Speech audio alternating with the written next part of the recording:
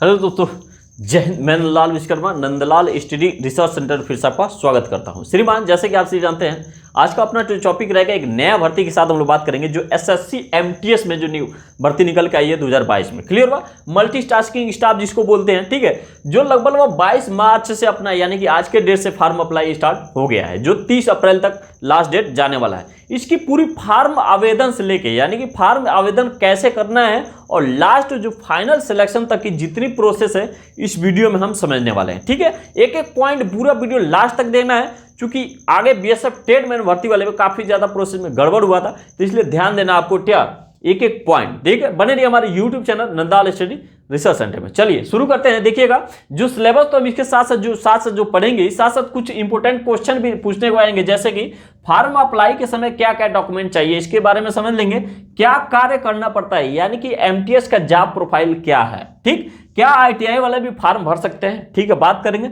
Sir मैं 12 पास हूं, क्या मैं भर सकता हूं? ठीक है, चलिए, दोनों पेपर एक ही दिन होगा या फिर अलग अलग दिन? दो पेपर होने वाले हैं, तो दोनों पेपर एक ही दिन होगा या फिर अलग अलग दिन, समझेंगे इस वीडियो में। और मैं सर यूपी से हूं या फिर बिहार से हूं या फिर अदर स्टेट से हूं, झारखंड से हूं, उत्तराखंड से हूं, तो क्या मैं इस फार्म को अप्लाई कर सकता हूं? ठीक है, समझते हैं।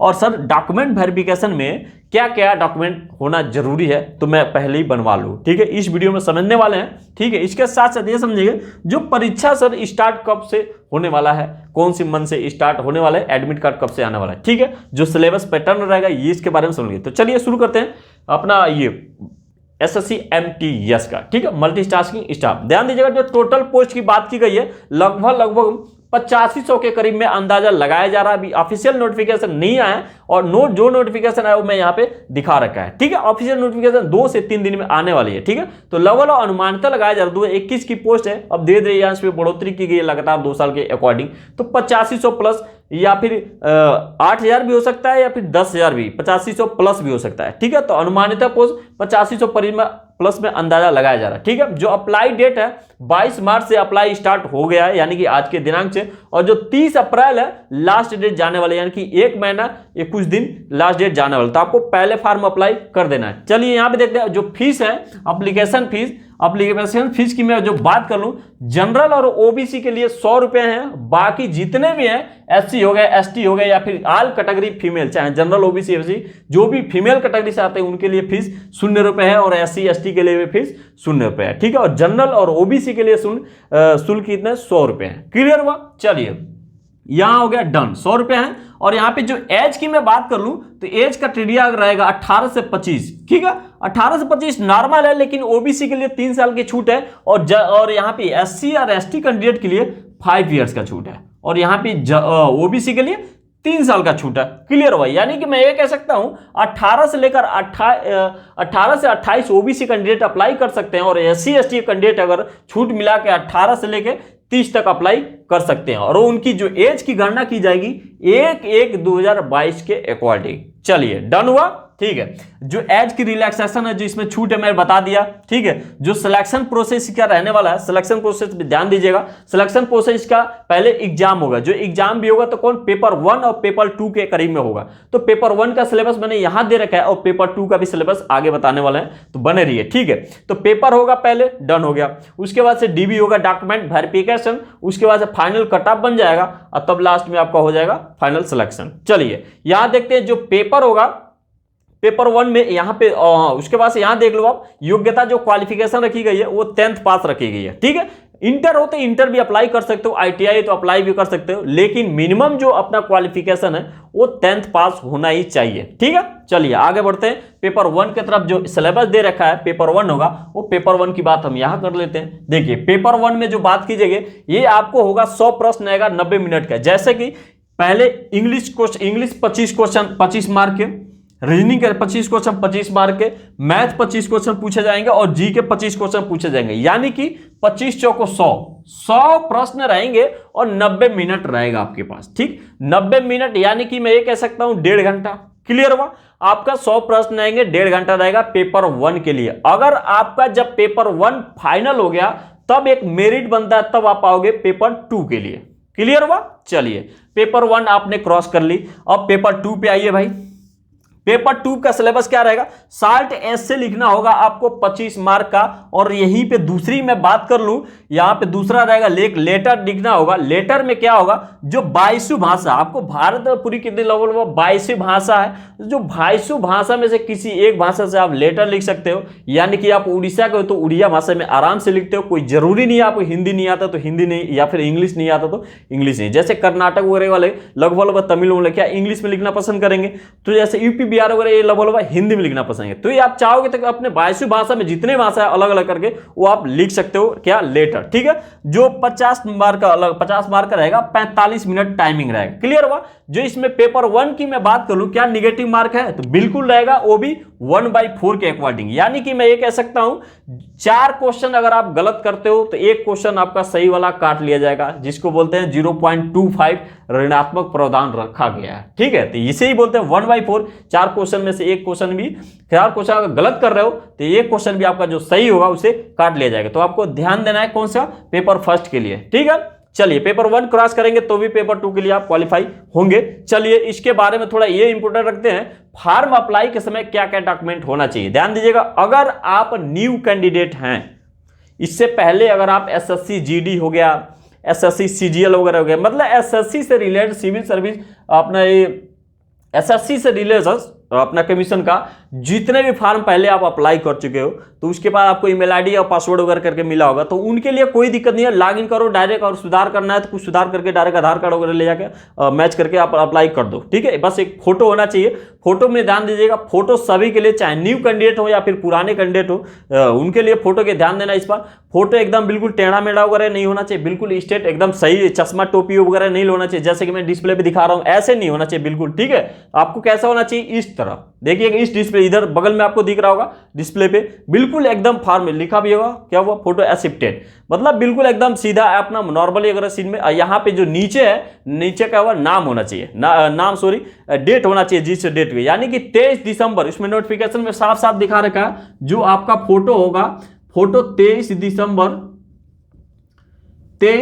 2021 से पहले का ही होना चाहिए, बाद का नहीं होना चाहिए। यानी कि 4 से 5 महीना का ही होना चाहिए, यानी ज्यादा पुराना नहीं होना चाहिए। क्लियर हुआ। चलिए यहां तो अपना डन हो गया। ठीक है, 3 से 4 महीने का लगभग आसपास के फोटो होना चाहिए। और फोटो के नीचे ये आपका फोटो हो गया। ठीक, फोटो यहां पे क्या होना चाहिए, डेट, जैसे 23 मार्च 2022, यहां पे क्या होना चाहिए, डेट होना चाहिए। क्लियर हुआ। काफी ज्यादा ध्यान देना, काफी ज्यादा गड़बड़ हो रहा है इसमें। बीएसएफ ट्रेडमैन में जो फॉर्म निकल गए तो काफी ज्यादा कैंडिडेट का इसमें इसी के क्षेत्र में स्पुतनिक के टाइम में क्या हुआ, फॉर्म एक्सेप्टेड होते हुए भी क्या हुआ, लास्ट में कैंसिल हुआ, रिजेक्ट हुआ। तो आपको ध्यान देना है साइबर पे भी, हालांकि भले ही साइबर वाली गलती हो गई, लेकिन लगभग क्या होगा, आपका तो क्या नुकसान हो गया, तो भर्ती जल्दी बार में नहीं है, तो आपको लगभग ध्यान देना है। ठीक है, अनपढ़ों, कई अनपढ़ भी हैं आजकल ऑनलाइन सेंटर में या फिर साइबर में, उन पे बिल्कुल इग्नोर करना है उनको। ठीक है, कई गधे भी हो गए हैं जो बिल्कुल कुछ बस टाइप करना आता है, बस हो गया फॉर्म। कितना ज्यादा रिजेक्ट मात्रा हुआ फॉर्म, केवल गलत टाइपिंग से, गलत फॉर्म जल्दी लेके चक्कर में। ठीक है, तो आपको ध्यान देना है थोड़ा सा, फॉर्म ऑनलाइन करने काफी ज्यादा केयरफुली के साथ। ठीक है, थोड़ा अनपढ़ों के साथ थोड़ा बचाव करके रहना है। ठीक है, चलिए इसकी बात थोड़ा बाद में करेंगे। जो फॉर्म अप्लाई के समय क्या क्या डॉक्यूमेंट चाहिए, आपको फोटो का तो मैं बता ही दिया, 10 पास आप ले लो, 10 पास बिल्कुल नौ कैंडिडेट के लिए, पुराना होंगे तो लगाए होंगे। अगर आपके पास आईटीआई हो तो आईटीआई लगाओ। ठीक है, कोई कंपलसरी नहीं है आईटीआई, मतलब जितनी हाईएस्ट, अगर बीटेक भी हो तो कोई बात नहीं, बीटेक भी लगाओ। ठीक है, बीएससी सारे डिकर लगाओ, सारे एनसीसी भी लगाओ, लेकिन मिनिमम हाई स्कूल होना चाहिए। क्लियर हुआ। चलिए उसके साथ बिल्कुल न्यू कैंडिडेट डोमिसाइल वगैरह लगा सकते हो, नहीं है तो कोई बात नहीं, बाद में लग सकता है। ठीक है, आपको फिलहाल टाइम आपके यही डोमिसाइल वगैरह, कास्ट सर्टिफिकेट, जो न्यू कैंडिडेट पुराने वाले हैं तो कोई दिक्कत नहीं, आधार कार्ड वगैरह ले जाओ, सब कुछ होता है, फोटो वोटो बस एक सही करवा लो, अप्लाई हो जाएगा। ठीक, चलिए ये तो अपने यहाँ तक हो गया कास्ट सर्टिफिकेट वगैरह। चलिए अब यहाँ पे थोड़ा बात करते हैं क्या कार्य करना पड़ता है, जॉब प्रोफाइल इसका क्या है, मल्टीटास्किंग स्टाफ मैंने आपको बता दिया। जो एसएससी लेवल के जो कर्मचारी होते हैं ग्रेड 1 का, जैसे स्टेनोग्राफर वगैरह का, मैनेजर वगैरह का, ठीक है, तो उनके हेल्प के में आते हैं कौन, एमटीएम, मल्टीटास्किंग स्टाफ। उसमें हेल्प में मतलब क्या बता दूं, जैसे कि कोई डॉक्यूमेंट का आदान प्रदान करना, फोटोकॉपी जिरक्स करना, छोटा मोटा मशीन का देख रेख करना, कोई छोटा मोटा फाइल उल क्या फिल करना, किनके अकॉर्डिंग स्टेनोग्राफर हो गए, क्लर्क हो गए, इनके अकॉर्डिंग इनके अंडर काम करना। ठीक है, तो मल्टीटास्किंग मतलब मतलब मल्टी टैलेंट सब कुछ लगभग हुआ आपको प्रोफाइल रखा हुआ है, सबको आपको उनके टाइम में हेल्प करना है। कई भी होता क्या होता है मैनेजर के लेवल के भी मल्टी चाहिए एमटीएस वाले काम कर लेते हैं, ठीक है भाई, अनुभव करते करते धीरे उनको विश्वास हो जाता है, ठीक है। तो ये होता है अपना क्या हुआ एमटीएस का जॉब प्रोफाइल। चलिए यहां क्वेश्चन की तरफ जाते हैं, क्या आईटीआई वाले भी फॉर्म भर सकते हैं? बिल्कुल भर सकते हैं, आप आईटीआई हो या फिर डिग्री हो, कोई भी डिग्री हो फॉर्म भर सकते हैं। बाद में प्रोफेशन, लेकिन इसमें कोई आरक्षण छूट नहीं दी जाएगी, बाद में आपका क्या हुआ सिलेक्शन प्रोसेस मतलब प्रमोशन के टाइम में आपको क्या वो कुछ आरक्षण मिल सकते हैं, ठीक है। चलिए वो तो बात की बात है,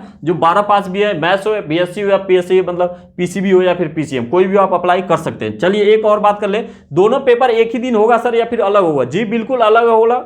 जैसे कि एक दिन अलग इसका ये डेट आएगा, पेपर 1 का जब क्वालिफाई कर लोगे तो पेपर 2 का होगा। काफी लोगों का कमेंट रहता है, ठीक है। चलिए एक और बात करें, सर मैं यूपी से हूं या फिर बिहार से हूं, अदर स्टेट या फिर केंद्र शासित प्रदेश हूं, ठीक है, तो क्या मैं फॉर्म अप्लाई कर सकता हूं? बिल्कुल अप्लाई कर सकते हैं, सभी राज्यों के लिए या फिर केंद्र शासित प्रदेशों के लिए जो भारत के हैं। क्लियर हुआ? चलिए यहां डन हुआ, उम्मीद करता हूं। डीबी में यानी कि डॉक्यूमेंट वेरिफिकेशन में क्या क्या डॉक्यूमेंट चाहिए सर? चलिए बहुत अच्छी बात, डॉक्यूमेंट वेरिफिकेशन जब आपका एग्जाम निकल गया, फाइनल मेरिट भी हो गया, जब डॉक्यूमेंट वेरिफिकेशन के टाइम हो गया तो आपके पास 10वीं मार्कशीट होना चाहिए, आईटीआई अगर लगाया तो जो डॉक्यूमेंट उसके साथ फिल किया सारा ओरिजिनल होना चाहिए, जात होने चाहिए, ठीक है, वो कास्ट सर्टिफिकेट वो भी होना चाहिए। सेंट्रल का आप बनवा लो, क्योंकि सेंट्रल का ही लोग भरती है, तो आपको सेंट्रल का ही लेके जाना है। क्लियर हो? सेंट्रल बनवाने अगर नहीं है तो फॉर्म अप्लाई कर लो सेंट्रल के लिए। क्लियर हुआ? और डोमिसाइल निवास प्रमाण पत्र बनवा लो। चलिए ये हो गया डन। उसके साथ साथ जितने भी ओरिजिनल डॉक्यूमेंट है सारे आपको लेके जाना है, जो आप डॉक्यूमेंट में फिल किया, आधार कार्ड हो गया, पिताजी का भी आधार कार्ड और अपने आधार कार्ड और हाई स्कूल के मार्कशीट में एक एक पॉइंट एक एक नंबर क्या हुआ सही होना चाहिए, अगर नहीं है तो आप सुधरवा लो। क्लियर हुआ? चलिए अब यहां पे बात करें परीक्षा कब से शुरू होने वाली, तो मैं अब आपको बता दूं जुलाई 2022 से। नोटिफिकेशन में क्या दे रखा है? जुलाई 2022 एग्जाम, यानी कि मई जून में अपना क्या हुआ लास्ट में एडमिट कार्ड आ गया, मतलब एक हफ्ते 10-15 दिन पहले एडमिट कार्ड आ जाएगा आपको। जब फॉर्म अप्लाई करने जाओगे तो उसमें क्या हुआ अपना एग्जाम सेंटर भी चूज करने को यूपी बिहार के लगभग एक पास में ही एक एग्जाम सेंटर देता है, ठीक है, जैसे गोरखपुर आसपास में, मतलब जो भी हो आप नोटिफिकेशन देखना, अपने अलग अलग नियरेस्ट वाले के एग्जाम सेंटर चूज करना है, ठीक है। उम्मीद करता हूं वीडियो समझ में आया होगा, ठीक है। चलिए एक बार रिकॉल कर लेते हैं, देखिएगा टोटल पोस्ट में 8500 करीब में लगभग बस संभावित पोस्ट है, ठीक है। जो अप्लाई डेट है 22 मार्च से अप्लाई डेट स्टार्ट है, 30 अप्रैल तक लास्ट डेट होने वाला है। जो अप्लीकेशन फीस है जनरल ओबीसी के लिए 100 रुपए और SC ST कैंडिडेट के लिए या फिर जो फीमेल हैं ऑल कैटेगरी उनके लिए 0 रुपए, ठीक है। जो एज कैटेगरी में बात करूं, एज क्या रहेगा 18 से 25 नॉर्मल रहेगा, यानी कि जनरल कैटेगरी 18 से 25। जो रिलैक्सेशन है छूट है ओबीसी कैंडिडेट के लिए 3 साल और यहीं पे SC और ST कैंडिडेट के लिए 5 साल, ठीक है। जो छूट दी जा रही है किसके 1/1/2022 के अकॉर्डिंग एज होनी चाहिए। चलिए एज ये हो गया। सिलेक्शन प्रोसेस क्या रहने वाला ये मैं बता दिया था आपको। एग्जाम पहले होगा तब डॉक्यूमेंट वेरिफिकेशन, तब फाइनल कट ऑफ होगा। फाइनल कट ऑफ क्या होगा स्टेट वाइज, ध्यान देना है। चलिए पेपर 1 में होगा, पेपर 1 आप क्रॉस करोगे तो पेपर 2 के लिए आप अप्लीकेबल होगे। योग्यता आपकी 10वीं पास होने वाली है। जो पेपर 1 का सिलेबस है 25 क्वेश्चन रहेंगे इंग्लिश का और 25 क्वेश्चन रीजनिंग से, 25 मैथ्स से, 25 जीके से, टोटल यानी कि 100 प्रश्न 90 मिनट का टाइम यानी कि 1.5 घंटे का।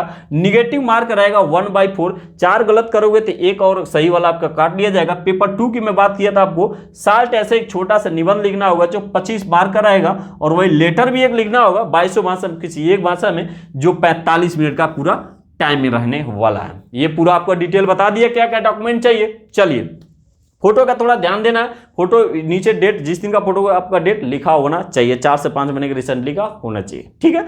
उम्मीद करता हूं वीडियो अच्छा लगा। वीडियो अच्छा लगा लाइक से सब्सक्राइब जरूर कीजिएगा। और एक और बात और है, संविधान का चैप्टर, पहला चैप्टर अपना मैंने लिंक डिस्क्रिप्शन में डाल दूंगा, यानी कि 2 दिन पहले वीडियो मैंने बना दिया था, आप उस पर जाके देखो, ठीक है। वीडियो काफी BSF के लिए भी सही रहेगा और अदर वाले एग्जाम आने वाले भी उसके लिए भी लाभदायक रहेगा। BSF का अपना इंडियन कॉन्स्टिट्यूशन, तो बने रहिए हमारे YouTube channel Nandlal study research centre में। ओके, जय हिंद, वंदे मातरम।